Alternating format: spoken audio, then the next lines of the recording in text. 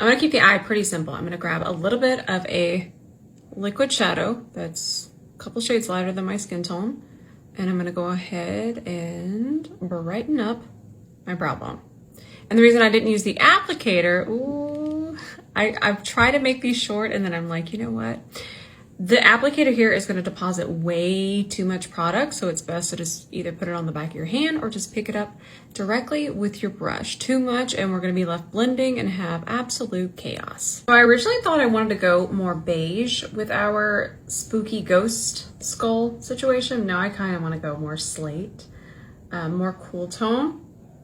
You can do it however you would like. I'm just going to give you kind of the bones of it, if you will. Please don't block me. I'm gonna use shade Taupe. I'm literally turning red from how bad that was. Please, y'all be nice to me. On my skin tone, this is gonna show up a little bit warmer. Again, I wanted a lot there, so that's why we use the wand, and I'm just gonna press this. I do find that these types of shadows work better when you press to move them. Buffing can just get things a little patchy sometimes. It can move them too quickly. This kind of helps even it out and spread it out more evenly to where it doesn't become patchy as we're blending it. And it also helps with creasing later. Okay, so we got that. Very quickly, I'm just going to add a little bit more of a smooth look with that shade, and then I'm gonna hop here to, let's pop that on my brow bone just to brighten it up a little bit more. I don't know if you can hear it, but there is a little kitty, tiny little kitty in my lap, my little foster kitty. By the time I post this, he probably already went to his new home, but he's in my lap and he's purring. He likes to watch me do makeup. Now that I'm saying this, I'm getting sad. I might need cheered up. We're gonna use the tiny brush for this color because we don't want to overwork it. And I'm just gonna tap it and smoke it out. And a little bit of the blue on the E28.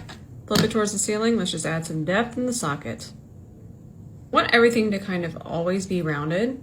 We're doing like a faux socket situation here. So I'm gonna do my top and bottom waterline, so it's nice and smudgy. I'm gonna come back because I really wanna round this out later, so we can't do that till we get our complexion on. But let's just start here. One more thing, if you really want to round your eyes out, I'm actually just going to put the liner right here in the center, have it angled down a little bit, get it back in focus. And then I'm just going to soften the edges with the E27, just downward. I'm not going over that way.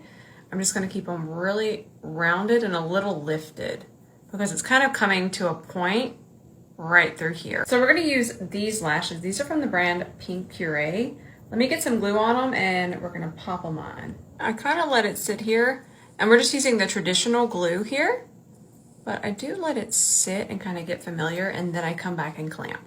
I always try to think of the easiest, most affordable way to use what you have.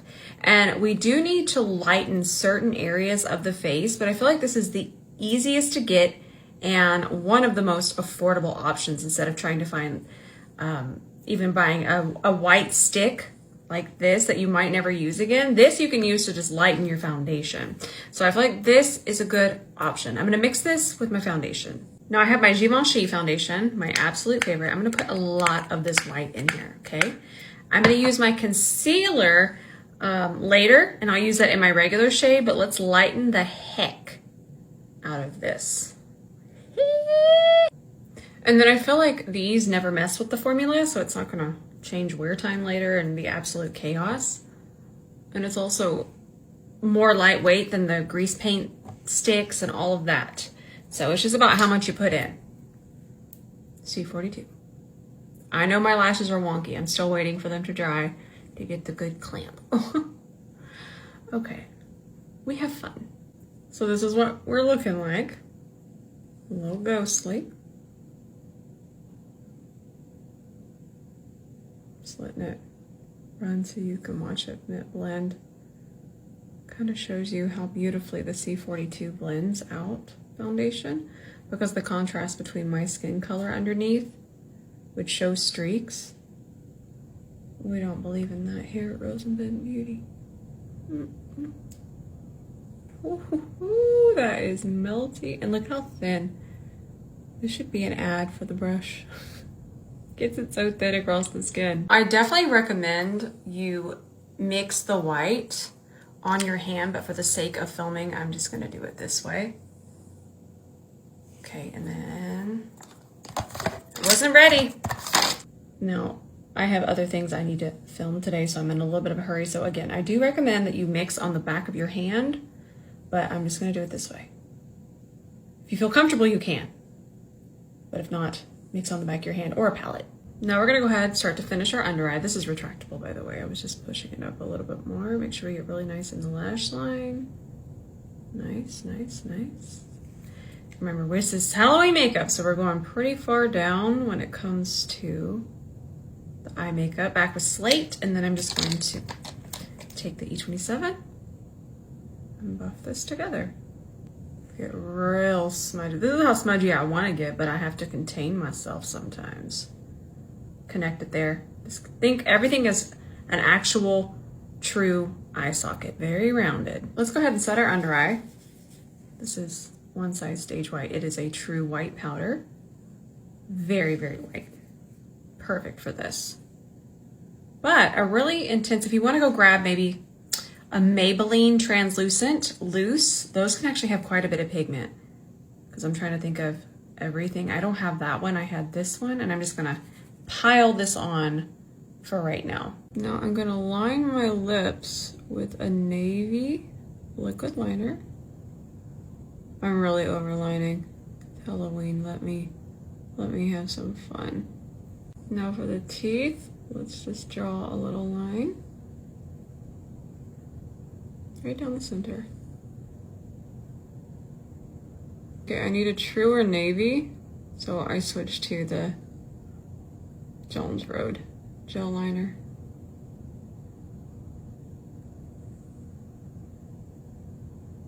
And I'm actually going to draw the teeth a little bit further up. A lot of times I do them on my lips, but I want to come back to the lips and do an actual lip color. And I'm using the gel liner and a little bit of Inglot. That way we get this really nice wet consistency. And then I'm just going to draw a couple squares. Now, depending on how far back we want to take the teeth, that's where we're going to bring this line. But I think I want to do some contouring, so I'm not going to do a full set of molars. Now, depending on how detailed you want to get, this is where the teeth really come to life. I'm going to add a few of the nerves here, and then I shade so they're not so perfect in terms of squares. But that is up to you.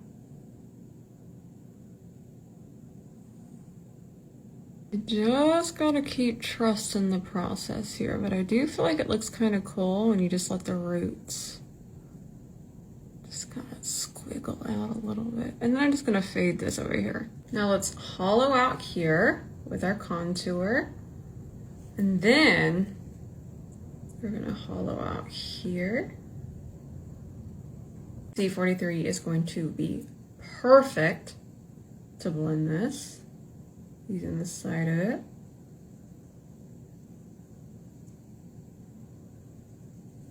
Go ahead and kind of bring it over that way too. Then I'm going to take the E27 and that blue gel liner and just kind of do a skeleton nose situation. All right, back with that same powder. I'm going to start to enhance this even more. Then let's do this Unearthly Cosmetics lip. This is So Corpse Bride. Ah, I love the color so much. This shade is called Still Heart. Then blend it with ABH Amethyst. All right, my friends, this is our finished look. If you enjoyed it, save it for later.